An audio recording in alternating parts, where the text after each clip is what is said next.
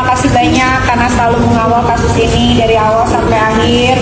Udah kerasa udah 7 bulan dan ini sudah selesai. Akhirnya kita semua bisa menyaksikan sama-sama bahwa tinggal satu pasal yang ada 27 ayat 2 TPPU-nya alhamdulillah sudah hilang. Ya semoga apa ya? Sebetulnya harusnya sih nggak segitu vonisnya ya kalau semua berjalan dengan lancar. Tapi nggak apa-apa lah, itu kan haknya hakim yang mulia ya.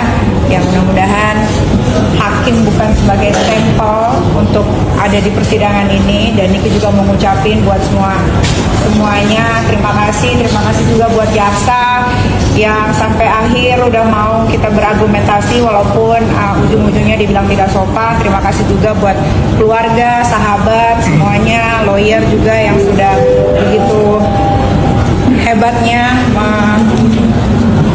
menjalankan sidang ini dengan